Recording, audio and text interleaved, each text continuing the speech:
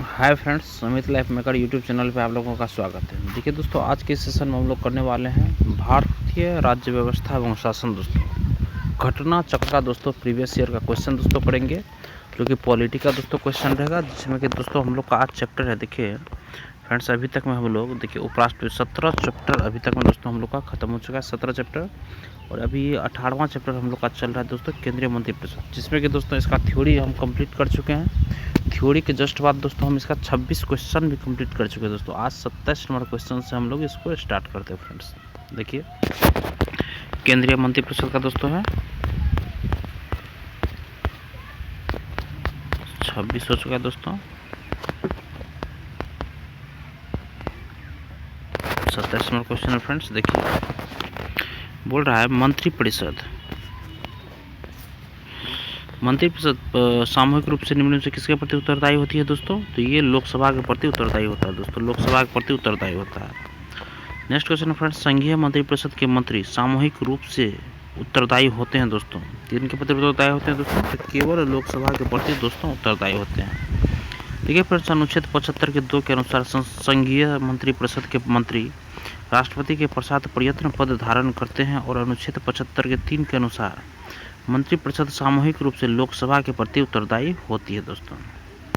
Next question friends, भारतीय संविधान के संदर्भ में निम्नलिखित कथनों पर विचार कीजिए दोस्तों। देखिए फ्रेंड्स, इसमें से कौन सा क्वेश्चन सही है? देखिए ऑप्शन फर्स्ट में देखिए फ्रेंड्स, बोल रहा संघ मंत्रिपरिषद लोकसभा के प्रति सामूहिक रूप से उत्तरदायी होती है, बिल्कुल सही दोस्तों। सेकंड में संघ के मंत्री प्रधानमंत्री के पश्चात अपने पद धारण करते, बिल्कुल गलत है दोस्तों। देखिए ऑप्शन नंबर सिर्फ फर्स्ट दोस्तों सही है। देखिए फ्रेंड्स, नेक्स्ट क्वेश्चन हम लोग का बोल रहा भारत संघ में मंत्रिपरिषद संयुक्त रूप से लोकसभा और राज्यसभा दोनों के प्रति उत्तरदायी रहती है, गलत है दोस्तों। और बी में देखिए कारण है लोकसभा और राज्यसभा दोनों के सदस्य संघीय सरकार में मंत्री बनने के लिए पात्रता रखते हैं, बिल्कुल सही दोस्तों। देखिए दोस्तों, कथन गलत है परंतु दोस्तों कारण सही है दोस्तों। ऑप्शन नंबर डी सही है दोस्तों, ऑप्शन नंबर डी सही है। देखिए फ्रेंड्स, संविधान के अनुच्छेद 75 के 3 के अनुसार संघीय मंत्रिपरिषद संयुक्त रूप से संसद के निम्न सदन लोकसभा के प्रति उत्तरदायी होती है, न कि राज्यसभा के प्रति, अतः कथन ये गलत है। भारतीय संविधान के अनुसार मंत्रियों की नियुक्ति प्रधानमंत्री की सिफारिश पर राष्ट्रपति द्वारा की जाती है। मंत्री पद धारण करने के लिए संसद के किसी भी सदन का सदस्य होना आवश्यक है। यदि ऐसा नहीं है तो उसे अनुच्छेद 75 के 5 के अनुसार 6 माह के भीतर संसद के किसी सदन की सदस्यता प्राप्त करनी होगी। इस प्रकार कारण दोस्तों सही है। नेक्स्ट क्वेश्चन फ्रेंड्स, निम्नलिखित कथनों पर विचार कीजिए। देखिए दोस्तों, इसमें है कि केंद्र में मंत्रिपरिषद संसद के प्रति सामूहिक रूप से उत्तरदायी होगी। नेक्स्ट फ्रेंड्स, संघीय मंत्री भारत के राष्ट्रपति के पश्चात प्रयत्न पद धारण करेंगे। और 3 दोस्तों, विधि निर्माण हेतु प्रस्ताव के बारे में राष्ट्रपति को सूचित करेगा। देखिए फ्रेंड्स, इसका ऑप्शन नंबर सिर्फ 2-3 सही है फ्रेंड्स, इसका ऑप्शन सिर्फ 2-3 सही है फ्रेंड्स। देखिए ऑप्शन नंबर बी सही दोस्तों, 2-3। संघीय मंत्री भारत के राष्ट्रपति के पश्चात प्रयत्न पद धारण करेंगे, सही है दोस्तों। विधि निर्माण हेतु प्रस्ताव के बारे में प्रधानमंत्री राष्ट्रपति को सूचित करेगा, बिल्कुल सही है फ्रेंड्स। देखिए संविधान के अनुच्छेद 75 के 3 के अनुसार मंत्रिपरिषद लोकसभा के प्रति सामूहिक रूप से उत्तरदायी होती है, न कि संसद, जिसके अंतर्गत राष्ट्रपति, लोकसभा व राज्यसभा आते हैं। अनुच्छेद 75(2) के अनुसार फ्रेंड्स, मंत्री राष्ट्रपति के पश्चात अपने पद धारण करेंगे। अनुच्छेद 78 के 1 के अनुसार प्रधानमंत्री का यह कर्तव्य है कि वह संघ के कार्यकलाप के प्रशासन संबंधी और विधायक प्रस्थापनाओं संबंधी मंत्रिपरिषद के सभी विनिश्चय राष्ट्रपति को संसूचित करेगा फ्रेंड्स। नेक्स्ट क्वेश्चन है फ्रेंड्स, निम्नलिखित में से किसका भारत के संविधान में स्पष्ट उल्लेख है फ्रेंड्स? निम्नलिखित में से किसका भारत के संविधान में स्पष्ट उल्लेख है फ्रेंड्स? तो देखिए दोस्तों, इसका ऑप्शन नंबर 20 सही है दोस्तों।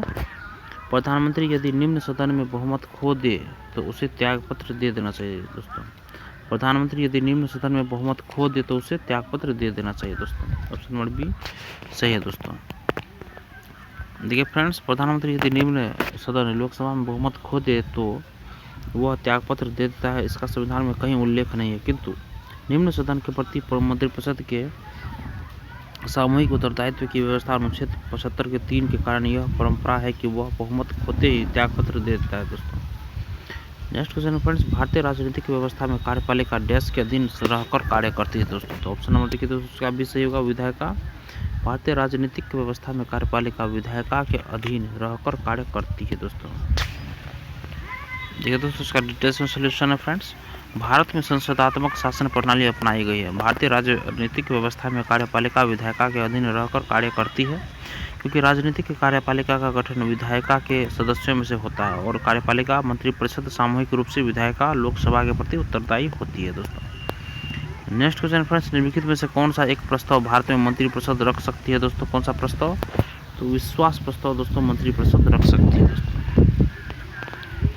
और भर्त्सना प्रस्ताव नहीं, स्थगन, अविश्वास, ये सब नहीं रख सकते फ्रेंड्स। देखिए दोस्तों, नेक्स्ट क्वेश्चन देखिए दोस्तों, इसका सॉल्यूशन है। संसद में विश्वास प्रस्ताव मोशन ऑफ कॉन्फिडेंस समर्थन प्रस्ताव के रूप में सरकार द्वारा रखा जाता है। इस प्रकार के प्रस्ताव को संसद लोकसभा में ही स्वीकृत अथवा अस्वीकृत किया जाता है। सरकार विश्वास प्रस्ताव संसद लोकसभा में तभी लाती है जब उसे लोकसभा में अपना बहुमत सिद्ध करना होता है। विश्वास प्रस्ताव प्रधानमंत्री या उनकी मंत्रिपरिषद अथवा उनमें से कोई एक सदस्य रख सकता है, जबकि लोकसभा में सरकार के विरुद्ध अविश्वास प्रस्ताव विपक्ष के किसी सदस्य द्वारा लाया जाता है। लोकसभा में अविश्वास प्रस्ताव पारित हो जाने पर मंत्रिपरिषद को त्यागपत्र देना पड़ता है। भर्त्सना प्रस्ताव एवं स्थगन प्रस्ताव भी सामान्यतः विपक्ष द्वारा लाए जाते हैं दोस्तों। देखिए समझे दोस्तों, भर्त्सना प्रस्ताव और स्थगन प्रस्ताव भी विपक्ष द्वारा लाए जाते हैं फ्रेंड्स। नेक्स्ट क्वेश्चन है, किस सदन के सदस्यों द्वारा बहुमत से अविश्वास प्रस्ताव पास होने पर मंत्रिपरिषद को त्यागपत्र देना पड़ेगा फ्रेंड्स? तो ये है दोस्तों लोकसभा में दोस्तों।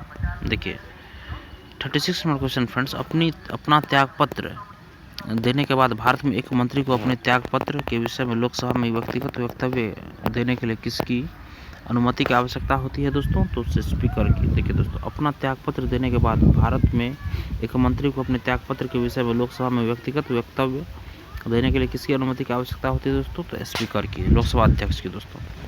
देखिए फ्रेंड्स, लोकसभा के प्रक्रिया एवं संचालन संबंधी नियम 199 के अंतर्गत मंत्री को अपने त्यागपत्र के विषय में लोकसभा में व्यक्तिगत वक्तव्य देने के लिए स्पीकर लोकसभा अध्यक्ष की अनुमति की आवश्यकता होती है। यदि मंत्री वक्तव्य नहीं देना चाहता है तो स्पीकर के द्वारा उसको अपने त्यागपत्र के विषय में बोलने के लिए बाध्य नहीं किया जा सकता है।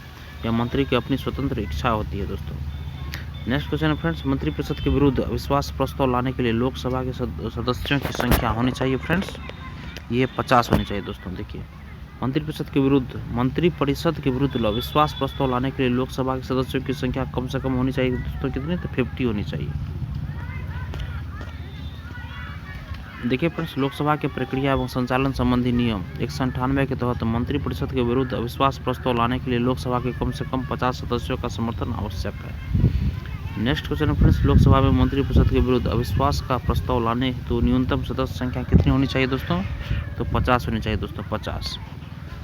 नेक्स्ट दोस्तों, भारत में अविश्वास प्रस्ताव के विषय में निम्नलिखित कथनों पर विचार कीजिए फ्रेंड्स। देखिए दोस्तों, इसमें ऑप्शन फर्स्ट देखिए, भारत के संविधान में किसी अविश्वास प्रस्ताव का कोई उल्लेख नहीं है दोस्तों।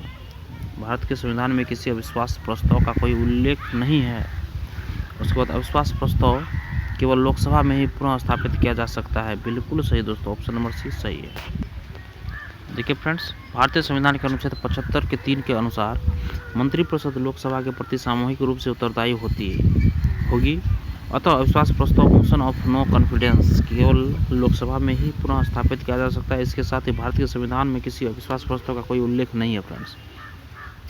अनुच्छेद 118 के 1 के अनुसार संसद का प्रत्येक सदन अपनी प्रक्रिया और अपने कार्य संचालन के विनियमन के लिए नियमन बना सकेगा। अतः लोकसभा ने अपने नियम 198 में मंत्रिपरिषद के विरुद्ध अविश्वास प्रस्ताव की प्रक्रिया के लिए नियम बनाए हैं। इस प्रकार अविश्वास प्रस्ताव का उल्लेख संविधान में न होकर लोकसभा के नियम 198 में है दोस्तों। नेक्स्ट क्वेश्चन फ्रेंड्स, केंद्रीय मंत्रिपरिषद के त्यागपत्र देने के उपरांत निम्नलिखित में से कौन सी एक सही स्थिति नहीं है दोस्तों? कौन सी एक सही स्थिति नहीं है फ्रेंड्स? देखिए दोस्तों, ऑप्शन नंबर फर्स्ट जो है, ये राष्ट्रपति शासन लागू हो जाएगा। राष्ट्रपति शासन लागू हो जाएगा दोस्तों। ये दोस्तों सही स्थिति नहीं है दोस्तों। कोई अगर मंत्रिपरिषद त्यागपत्र देता है तो राष्ट्रपति शासन नहीं लगेगा दोस्तों। और उसको बीम देखिए, राष्ट्रपति वैकल्पिक व्यवस्था बनने तक उन्हें बने रहने के लिए कहेंगे दोस्तों। वैकल्पिक व्यवस्था से अभिप्राय है कि यथासंभव शीघ्र नई सरकार के गठन हेतु आम चुनाव कराया जाए। नेक्स्ट दोस्तों, अपदस्थ मंत्रिपरिषद अपने पद पर नई सरकारें बनने तक अपने पदभार का निर्वाह करेगी दोस्तों। देखिए दोस्तों, इसका डिटेल्स में सोल्यूशन फ्रेंड्स। राष्ट्रपति शासन राज्यों में संवैधानिक तंत्र के विफल हो जाने की दशा में अनुच्छेद 356 के तहत लगाया जाता है। भारतीय संविधान में केंद्रीय मंत्रिपरिषद के त्यागपत्र देने की स्थिति में केंद्र में राष्ट्रपति शासन लागू होने की कोई व्यवस्था नहीं है। वैकल्पिक व्यवस्था नई सरकार का गठन होने तक वही मंत्रिपरिषद कार्य करती है फ्रेंड्स, वही मंत्रिपरिषद कार्य करती है। नेक्स्ट क्वेश्चन है फ्रेंड्स, प्रदेश का कौन सा नेता नेहरू के कैबिनेट में पहले गृह मंत्री तथा बाद में रक्षा मंत्री बना था दोस्तों? ये बने थे दोस्तों कैलाशनाथ काटजू। देखिए फ्रेंड्स, कैलाशनाथ काटजू नेहरू के कैबिनेट में 1951 में विधि मंत्री के रूप में शामिल हुए थे तथा इसी वर्ष वे देश के तीसरे गृह मंत्री बने। 1955 में उन्हें रक्षा मंत्री का पदभार सौंपा गया था। वे 1957 से 62 के दौरान मध्य प्रदेश के मुख्यमंत्री भी रहे। नेक्स्ट क्वेश्चन फ्रेंड्स, स्वतंत्र भारत के प्रथम वित्त मंत्री थे कौन थे दोस्तों? स्वतंत्र भारत के प्रथम वित्त मंत्री, देखिए दोस्तों, स्वतंत्र भारत के प्रथम वित्त मंत्री आर.के. षणमुख शेट्टी थे दोस्तों। आर.के. षणमुख शेट्टी थे, जो कि 15 अगस्त 1947 से 17 अगस्त 1948 तक इस पद पर रहे। इन्होंने स्वतंत्र भारत का पहला केंद्रीय बजट 26 नवंबर 1947 को प्रस्तुत किया था। 1948 में जॉन मथाई को वित्त मंत्री नियुक्त किया गया था दोस्तों। नेक्स्ट दोस्तों, देखिए इसका क्वेश्चन, भारत में स्वतंत्रता के पश्चात प्रथम मंत्रिमंडल का कानून मंत्री कौन था दोस्तों? बी.आर. अम्बेडकर दोस्तों, बी.आर. अम्बेडकर। भारत में स्वतंत्रता के पश्चात प्रथम मंत्रिमंडल का कानून मंत्री कौन था दोस्तों? तो बी.आर. अम्बेडकर। देखिए फ्रेंड्स, स्वतंत्रता के पश्चात डॉक्टर बी.आर. अम्बेडकर विधि कानून मंत्री थे, जबकि अंतरिम सरकार 1946 में कानून मंत्री जोगेंद्र नाथ मंडल थे। नेक्स्ट क्वेश्चन है फ्रेंड्स, निम्नलिखित में से किसका किन लोगों का स्वतंत्र भारत के प्रथम मंत्रिमंडल 1947 का पोर्टफोलियो उनके अंतरिम सरकार 1946 के पोर्टफोलियो से भिन्न था फ्रेंड्स? ये था दोस्तों ऑप्शन नंबर डी। देखिए दोस्तों, केवल 3 ऑप्शन सही है दोस्तों, देखिए केवल 3। सरदार वल्लभ के सी.एच. भाभा। ये दोस्तों, प्रश्नगत विकल्पों का स्वतंत्र भारत के प्रथम मंत्रिमंडल 1947 में पोर्टफोलियो इस प्रकार था दोस्तों: जगजीवन राम श्रम मंत्री, डॉक्टर राजेंद्र प्रसाद खाद्य और कृषि मंत्री, सी.एच. भाभा वाणिज्य मंत्री, सरदार बलदेव सिंह रक्षा मंत्री। इन व्यक्तियों का पुनर्गठित अंतरिम सरकार 1946 में पोर्टफोलियो इस प्रकार था: जगजीवन राम श्रम मंत्री, डॉक्टर राजेंद्र प्रसाद खाद्य और कृषि मंत्री, सी.एच. भाभा दोस्तों खान और विद्युत कार्य मंत्री, सरदार बलदेव सिंह रक्षा मंत्री। उपयुक्त स्पष्ट इस कथन का सही उत्तर डी है दोस्तों। नेक्स्ट क्वेश्चन फ्रेंड्स, भारत के 12वें प्रधानमंत्री थे। भारत के 12वें प्रधानमंत्री कौन थे दोस्तों? देवगौड़ा थे, देवगौड़ा, एच.डी. देवगौड़ा दोस्तों। देखिए, भारत के व्यक्ति अनुसार 12वें प्रधानमंत्री कार्यवाहक प्रधानमंत्री गुलजारी लाल नंदा को शामिल करके एच.डी. देवगौड़ा थे दोस्तों। 1 जून 1996 से 21 अप्रैल 1997 तक इस पद पर रहे। इस संदर्भ में वर्तमान प्रधानमंत्री नरेंद्र मोदी देश के 15वें प्रधानमंत्री है दोस्तों। अभी 15वें प्रधानमंत्री नरेंद्र मोदी है दोस्तों। भारत के प्रधानमंत्री की आधिकारिक वेबसाइट पर भी नरेंद्र मोदी का 15वें प्रधानमंत्री के रूप में उल्लेख है दोस्तों। नेक्स्ट क्वेश्चन है फ्रेंड्स, प्रधानमंत्री को उनके कार्यकाल के साथ सम्मिलित कीजिए। देखिए दोस्तों, डी नंबर इसका ऑप्शन सम्मिलित है दोस्तों। देवगौड़ा का जो कार्यकाल था दोस्तों, ये था 1989 से 90, और चंद्रशेखर का दोस्तों 1999 से 2004 तक था दोस्तों। देखिए, देवगौड़ा का था 1989 से 90, और चंद्रशेखर का था दोस्तों 1999 से 2004 तक था फ्रेंड्स। अटल बिहारी वाजपेयी का क्या था दोस्तों? ये था दोस्तों अटल बिहारी वाजपेयी का 1900, ऑप्शन नंबर डी था।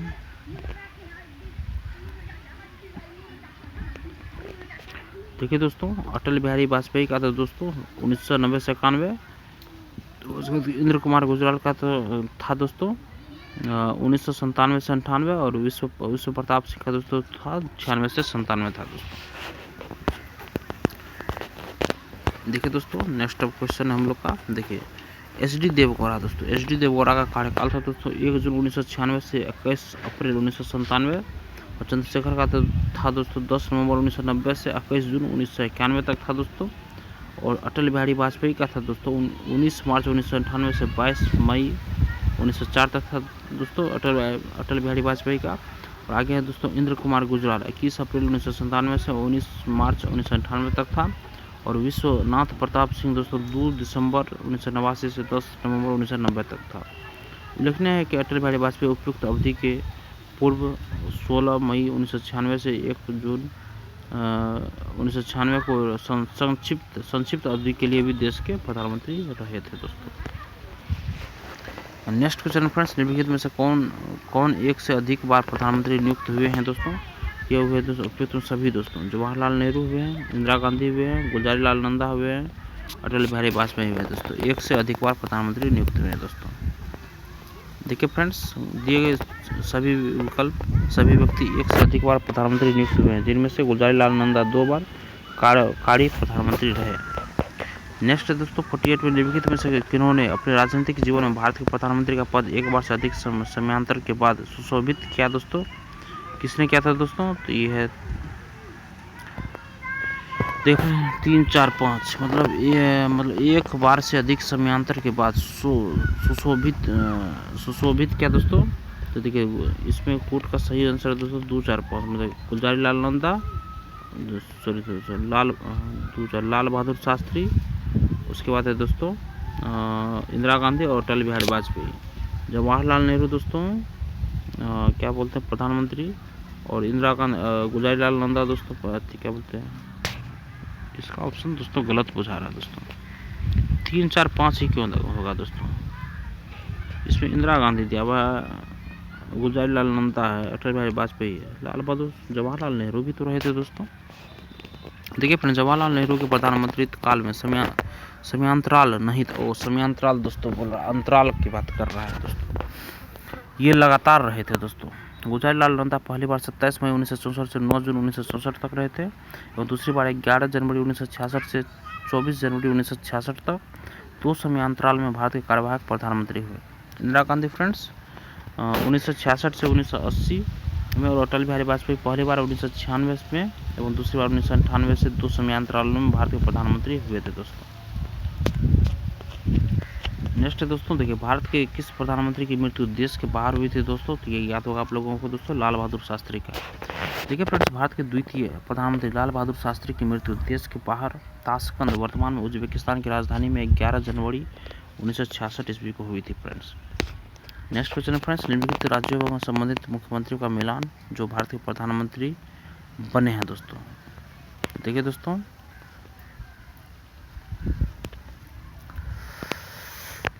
देखिए फ्रेंड्स, ये पीवी नरसिम्हा राव दोस्तों, ये अविभाजित आंध्र प्रदेश के प्रधानमंत्री मुख्यमंत्री रह चुके थे दोस्तों।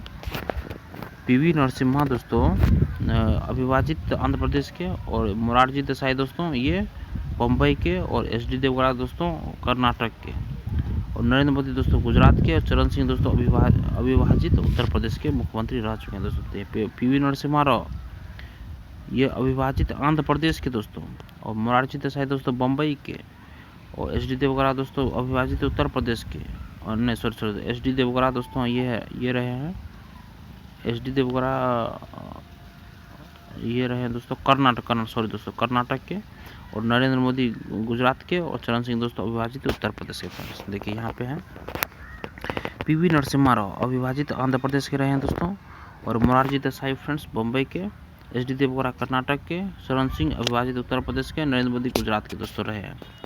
नेक्स्ट क्वेश्चन फ्रेंड्स, निम्नलिखित में से कौन भारत के प्रधानमंत्री बनने से पूर्व किसी राज्य के मुख्यमंत्री नहीं रहे थे दोस्तों? ये ऑप्शन नंबर सी सही दोस्तों, चंद्रशेखर। देखिए चंद्रशेखर दोस्तों प्रधानमंत्री बनने से पूर्व किसी राज्य के मुख्यमंत्री नहीं रहे थे दोस्तों, चंद्रशेखर। देखिए फ्रेंड्स, चंद्रशेखर प्रधानमंत्री बनने से पूर्व किसी भी राज्य के मुख्यमंत्री नहीं रहे थे, जबकि एच.डी. देवगौड़ा कर्नाटक के, पीवी नरसिम्हा राव आंध्र प्रदेश के तथा मोरारजी देसाई महाराष्ट्र के मुख्यमंत्री रह चुके थे। चरण सिंह उत्तर प्रदेश के मुख्यमंत्री रहे थे दोस्तों।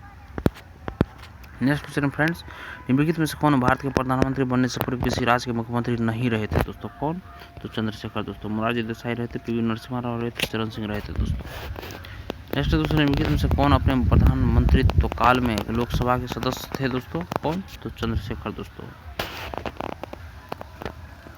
नेक्स्ट दोस्तों, देवगौड़ा, आई.के. गुजराल एवं डॉक्टर मनमोहन सिंह अपने प्रधानमंत्री काल में लोकसभा के सदस्य नहीं बल्कि राज्यसभा के सदस्य थे दोस्तों, जबकि चंद्रशेखर 10 नवंबर 1990 से 21 जून 1991 के मध्य भारत के प्रधानमंत्री थे, और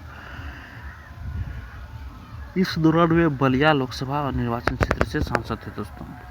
नेक्स्ट है फ्रेंड्स, भारत के प्रधानमंत्रियों में से कौन अपने कार्यकाल में संसद में कभी भी उपस्थित नहीं हुआ दोस्तों? तो कौन?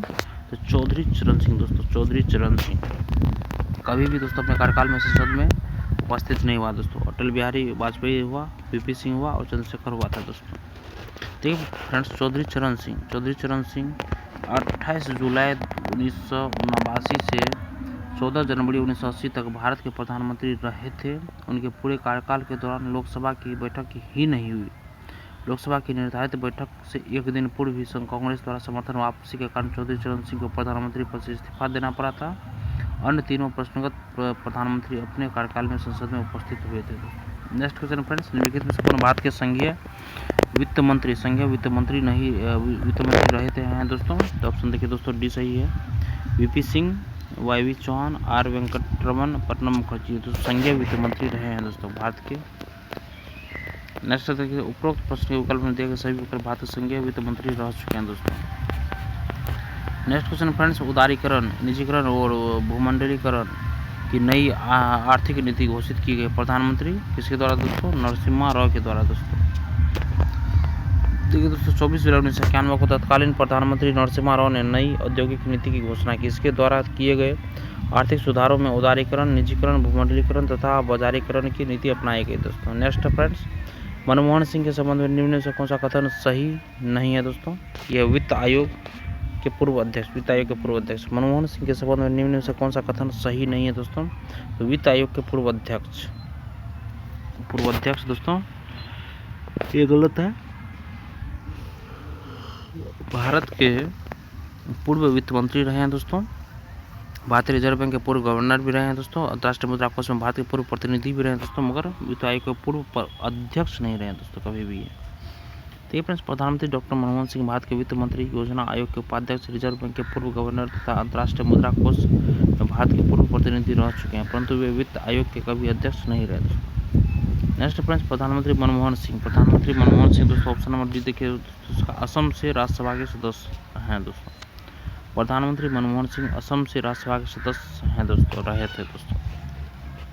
डॉक्टर मनमोहन सिंह वर्ष 2004 से 2014 प्रधानमंत्री पद पर रहे। वे असम राज्य के सर्वप्रथम 1991 में राज्यसभा के सदस्य चुने गए थे। इसके पश्चात वे लगातार असम से ही 1996, 2001, 2007 तथा 2013 में राज्यसभा के सदस्य बने। वर्तमान में दोस्तों देखिए, राज्यसभा के सदस्य थे दोस्तों, मगर इसी बीच में उसकी मृत्यु हो गई दोस्तों। नेक्स्ट क्वेश्चन फ्रेंड्स देखिए, 59 में निम्न वाक्यों का अध्ययन कीजिए। कथन है, कारण है दोस्तों। कथन में देखिए क्या बोल रहा है, मंत्री नीति बनाते हैं और लोक सेवक उसका क्रियान्वयन करते हैं। कारण फ्रेंड्स, संसदीय प्रणाली में मंत्रियों का उत्तरदायित्व का सिद्धांत कार्य करता है फ्रेंड्स।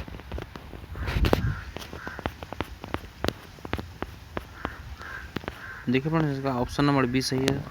कथन तो दोनों सही है, मगर सही व्याख्या दोस्तों नहीं कर रहा है। देखिए फ्रेंड्स, कथन और कारण दोनों सही है, किंतु कारण कथन का सही स्पष्टीकरण नहीं है। मंत्रियों के उत्तरदायित्व के कारण अधिकारी अनामता के सिद्धांत से संरक्षित रहते हैं और अधिकारियों के द्वारा किए गए कार्यान्वयन की जिम्मेदारी अंतिम रूप से मंत्री की होती है दोस्तों। नेक्स्ट क्वेश्चन फ्रेंड्स, निम्न कथन पर विचार की जरूरत देकर कुछ सही उत्तर का चयन कीजिए फ्रेंड्स।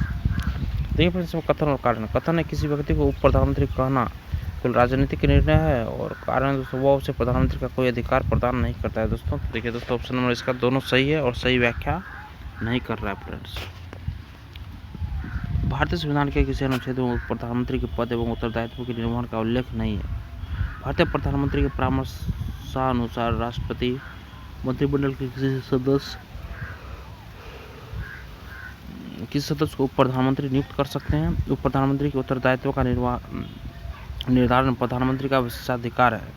इस प्रकार कथन एवं कारण दोनों सही है, परंतु कारण कथन की सही व्याख्या नहीं है दोस्तों। नेक्स्ट क्वेश्चन फ्रेंड्स, उप प्रधानमंत्री पद का सृजन दोस्तों ऑप्शन नंबर देखिए दोस्तों, 20 सही होगा। संविधान के प्रावधानों से हटकर हुआ है दोस्तों। देखिए फ्रेंड्स, उप प्रधानमंत्री पद का उल्लेख संविधान में नहीं है तथा राजनीतिक बाध्यताओं के कारण संविधान के प्रावधानों से हटकर इस पद का सृजन किया जाता है, जो कि पूर्णतः गैर संवैधानिक पद है दोस्तों। नेक्स्ट क्वेश्चन फ्रेंड्स, निम्नलिखित कथनों पर विचार कीजिए। तो देखिए दोस्तों, इसका ऑप्शन देखिए, भारतीय संघ की कार्यपालिका शक्ति प्रधानमंत्री में निहित है, और दोस्तों प्रधानमंत्री सिविल सेवा बोर्ड का पदेन अध्यक्ष होता है। तो देखिए दोस्तों, दोनों ऑप्शन गलत है फ्रेंड्स। देखिए दोस्तों, अनुच्छेद 53 के 1 के अनुसार संघ की कार्यपालिका शक्ति राष्ट्रपति में निहित होती है और वह उसका प्रयोग इस संविधान के अनुसार स्वयं या अपने अधीनस्थ अधिकारियों के द्वारा करेगा। अतः कथन एक गलत है फ्रेंड्स। देखिए, कैबिनेट सचिवालय प्रधानमंत्री के प्रत्यक्ष प्रभार के तहत होता है। सचिवालय का प्रशासनिक प्रमुख कैबिनेट सचिव है दोस्तों, जो सिविल सेवा बोर्ड का पदेन अध्यक्ष भी होता है दोस्तों, इसलिए कथन 2 गलत है दोस्तों। नेक्स्ट है दोस्तों, केंद्रीय सरकार के संदर्भ में निम्नलिखित कथनों पर विचार कीजिए। ठीक है दोस्तों, इसका ऑप्शन 1 में है दोस्तों, भारत के संविधान में उपबंध है कि समस्त कैबिनेट मंत्री अनिवार्य रूप से केवल लोकसभा के ही आसीन सदस्य होंगे। गलत है दोस्तों, केंद्रीय कैबिनेट सचिवालय संसदीय कार्य मंत्रालय के निर्देशाधीन कार्य करता है। बिल्कुल, देखिए दोस्तों, दोनों ऑप्शन ही गलत है दोस्तों। देखिए फ्रेंड्स, संविधान के अनुच्छेद 75 के 3 के अनुसार मंत्रिपरिषद लोकसभा के प्रति सामूहिक रूप से उत्तरदायी होगी। मंत्रिपरिषद संसद के किसी भी सदन के सदस्य हो सकते हैं। अनुच्छेद 75 के 5 के अनुसार नियुक्त मंत्री को किसी भी सदन का सदस्य न होने पर 6 माह के अंतर किसी भी सदन का सदस्य होना अनिवार्य है, अन्यथा समयावधि बीत जाने पर वह मंत्री नहीं रह सकता। केंद्रीय कैबिनेट सचिवालय सीधे प्रधानमंत्री के अधीन होता है। इसका प्रशासनिक प्रमुख कैबिनेट सचिव होता है, जो सिविल सर्विसेज बोर्ड का प्रदेश अध्यक्ष भी होता है। तथा प्रश्न दोनों कथन गलत है, इसलिए डी ऑप्शन सही है। नेक्स्ट क्वेश्चन फ्रेंड्स, कैबिनेट समितियों से संबंधित निम्नलिखित कथनों को पढ़िए तथा सही विकल्प को चुनिए दोस्तों। देखिए फ्रेंड्स, इसका ऑप्शन देखिए दोस्तों,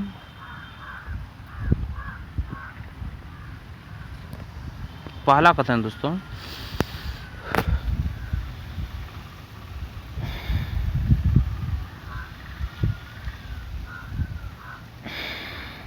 पहला क्वेश्चन फ्रेंड्स, पहला कथन है संविधान में कैबिनेट समितियों का उल्लेख नहीं है। और कथन 2 है दोस्तों, कैबिनेट समितियां प्रधानमंत्री द्वारा समय की जरूरत एवं परिस्थिति की आवश्यकता को ध्यान में रखते हुए गठित की जाती है। थर्ड है दोस्तों, यदि प्रधानमंत्री समिति के सदस्य हों तो यह आवश्यक नहीं है कि वे समिति के अध्यक्ष हों। नेक्स्ट, संसदीय मामलों की समिति के अध्यक्ष प्रधानमंत्री होते हैं दोस्तों। कौन सा कथन दोस्तों इसमें सही होगा? देखिए दोस्तों, 1-2 कथन है दोस्तों, 1-2 कथन सही है फ्रेंड्स, बल्कि 3 और 4 गलत है दोस्तों। देखिए दोस्तों, संविधान में कैबिनेट समितियों का उल्लेख नहीं है। ये संविधान इतर निकाय है। कार्य संचालन नियमों के तहत इनका गठन प्रधानमंत्री द्वारा समय की जरूरतों और परिस्थितियों की आवश्यकताओं को ध्यान में रखते हुए किया जाता है।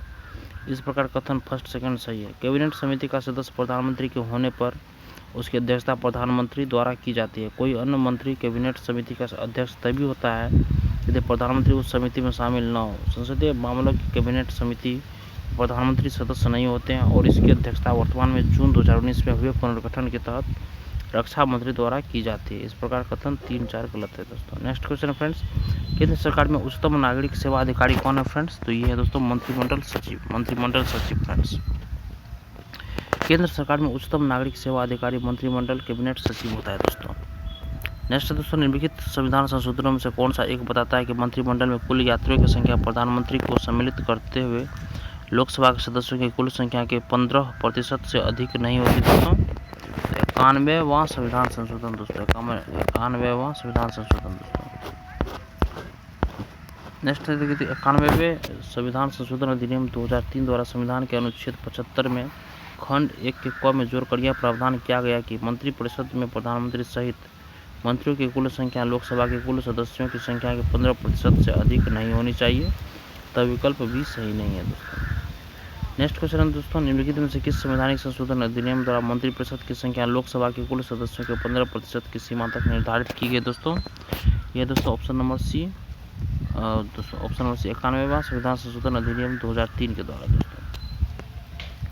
देखिए फ्रेंड्स, 68 नंबर क्वेश्चन है, केंद्रीय सरकार के संदर्भ में निम्नलिखित कथनों पर विचार कीजिए। 15 अगस्त 1947 को केंद्रीय मंत्रालयों की संख्या 18 थी दोस्तों, बिल्कुल सही दोस्तों। वर्तमान में केंद्रीय मंत्रालयों की संख्या 36 है, बिल्कुल दोस्तों गलत है दोस्तों, 51 है वर्तमान में दोस्तों। ठीक है दोस्तों, 15 अगस्त 1947 को केंद्रीय मंत्रालयों की संख्या 18 थी, वर्तमान में केंद्रीय मंत्रालयों की संख्या कुल संख्या दोस्तों 51 है। नेक्स्ट क्वेश्चन है फ्रेंड्स, निम्नलिखित में से कौन सा आधिकारिक दस्तावेज भारत से संबंधित है दोस्तों? आधिकारिक दस्तावेज तो श्वेत पत्र दोस्तों भारत से संबंधित है।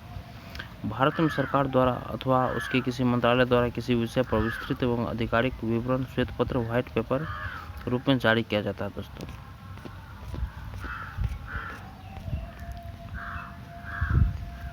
देखिए दोस्तों, नेक्स्ट क्वेश्चन है फ्रेंड्स, संघीय मंत्रिमंडल का पुनर्गठन किसकी रिपोर्ट पर आधारित था दोस्तों? तो ये दोस्तों गोपाल स्वामी अयंगर के रिपोर्ट पर आधारित था दोस्तों, संघीय मंत्रिमंडल का पुनर्गठन। देखिए friends, N Gopalaswami Ayyangar ने वर्ष 1949 में प्रस्तुत अपनी report reorganisation of government machinery में अनुशंसा की थी कि bureau of natural resources and agriculture, bureau of industry and commerce, bureau of transport and communication तथा bureau of labour and social services के रूप में आर्थिक और सामाजिक सेवाओं के लिए उत्तरदायी मंत्रालयों के लिए नए समूह की स्थापना की जानी चाहिए। नेक्स्ट क्वेश्चन फ्रेंड्स, निम्नलिखित में से कौन से मंत्रिमंडल सचिवालय का या के कार्य हैं दोस्तों? देखिए दोस्तों, इसका option number first and second सही होगा दोस्तों। मंत्रिमंडल बैठकों के लिए कार्य सूची तैयार करना, मंत्रिमंडल समितियों के लिए सचिवालय सहायता, बिल्कुल सही दोस्तों। मंत्रालयों को वित्तीय साधनों का आवंटन गलत है दोस्तों। देखिए फ्रेंड्स, भारत सरकार कार्य आवंटन नियम 1961 में मंत्रिमंडल सचिवालय को नियमों की प्रथम अनुसूची में स्थान दिया गया है। इस सचिवालय को आवंटित क्या विषय है दोस्तों? एक में मंत्रिमंडल तथा मंत्रिमंडलीय समितियों को सचिवीय सेक्रेटरियल सहायता, और दो में दोस्तों कार्य के नियम। मंत्रिमंडल सचिवालय द्वारा मंत्रिमंडल और मंत्रिमंडलीय समितियों को उपलब्ध कराई जाने वाली सचिवीय सहायता में शामिल दोस्तों, एक में प्रधानमंत्री के आदेश पर मंत्रिमंडल की बैठकें आयोजित करना, दो में मंत्रिमंडलीय बैठकों के लिए कार्यसूची एजेंडा तैयार करना और वितरण करना, थर्ड में कार्यसूची से संबंधित दस्तावेजों का वितरण करना, फोर्थ में किए गए विचार विमर्श का रिकॉर्ड तैयार करना, पाँच में प्रधानमंत्री की अनुमति प्राप्त होने के बाद रिकॉर्ड का वितरण, छः में मंत्रिमंडल द्वारा किए गए निर्णयों के क्रियान्वयन की निगरानी दोस्तों। Next question friends, council of scientific and industrial research का अध्यक्ष कौन है दोस्तों? ये दोस्तों भारत के प्रधानमंत्री है दोस्तों, भारत के प्रधानमंत्री। देखिए फ्रेंड्स, वैज्ञानिक एवं औद्योगिक अनुसंधान परिषद council of scientific and industrial research के पदेन अध्यक्ष भारत के प्रधानमंत्री होते हैं, जबकि केंद्रीय विज्ञान एवं प्रौद्योगिकी मंत्री इसके पदेन उपाध्यक्ष होते हैं दोस्तों। देखिए फ्रेंड्स, राष्ट्रीय सुरक्षा समिति का प्रधान कौन होता है दोस्तों? ये होता है दोस्तों प्रधानमंत्री होता है दोस्तों। राष्ट्रीय सुरक्षा समिति के प्रधान या अध्यक्ष प्रधानमंत्री होते हैं दोस्तों। स्वतंत्र भारत में प्रथम बार संसदीय सचिव का पद किस वर्ष सृजित किया गया था दोस्तों? तो ये 1951 में। स्वतंत्र भारत में प्रथम बार संसदीय सचिव का पद किस वर्ष सृजित किया गया था दोस्तों? तो 1951 में। देखिए फ्रेंड्स, स्वतंत्र भारत में प्रथम बार संसदीय सचिव का पद वर्ष 1951 में सृजित किया गया था। संसदीय सचिव एक उच्च रैंकिंग का सरकारी पद है। संसदीय सचिवों की नियुक्ति भारत के प्रधानमंत्री करते हैं। संसदीय सचिव का मुख्य कार्य कैबिनेट मंत्री एवं प्रधानमंत्री की सहायता करना होता है दोस्तों। नेक्स्ट क्वेश्चन फ्रेंड्स, निम्नलिखित किसमें सुमेलित नहीं है दोस्तों? कौन सा? देखिए दोस्तों, राजीव गांधी की मतलब कि यहाँ समाधि दोस्तों कर्मभूमि है, गलत है दोस्तों। जवाहरलाल नेहरू का शांति वन है, LV शास्त्री का विजय घाट है, और इंदिरा गांधी का शक्ति स्थल है फ्रेंड्स। देखिए फ्रेंड्स, राजीव गांधी की समाधि स्थल वीर भूमि है, न कि कर्मभूमि। कर्मभूमि समाधि स्थल भारत के पूर्व राष्ट्रपति शंकर दयाल शर्मा की है, अन्य विकल्पों में सम्मिलित है दोस्तों। नेक्स्ट दोस्तों, जय जवान जय किसान का नारा किसने दिया था दोस्तों? तो लाल बहादुर शास्त्री ने दिया था दोस्तों। देखिए फ्रेंड्स, जय जवान जय किसान का नारा भारत के द्वितीय प्रधानमंत्री वर्ष 1964 से 66 में लाल बहादुर शास्त्री ने भारत पाक युद्ध के समय 1965 में दिया था। देखिए दोस्तों, इसी के साथ हमारा ये चैप्टर ख़त्म हुआ है दोस्तों। अब नेक्स्ट टॉपिक करेंगे दोस्तों हम लोग इसका जो आगे आने वाला है दोस्तों। देखिए फ्रेंड्स, ये हम लोग का केंद्रीय मंत्रिपरिषद दोस्तों आज हम अपने चैप्टर में ख़त्म कर लिए दोस्तों। इसका ये चैप्टर ख़त्म हो चुका है। नेक्स्ट जो दोस्तों कल जो होगा हम लोग का ये होगा दोस्तों, ये हो गया दोस्तों महान्यायवादी होगा कल, महाधिवक्ता होगा और नियंत्रक महालेखा परीक्षक होगा दोस्तों कल। ये भी आपके एग्जाम के पर्पज़ से बहुत ही महत्वपूर्ण है दोस्तों। तो आप लोग सेशन में बने रहिए दोस्तों हमेशा। देखिए फ्रेंड्स, अगर आपको ये सेशन पसंद आई है दोस्तों तो सेशन को लाइक कीजिए और किसी एक ग्रुप में इसको शेयर कीजिए और मेरे चैनल को सब्सक्राइब कीजिए। धन्यवाद दोस्तों, आपका दिन शुभ हो।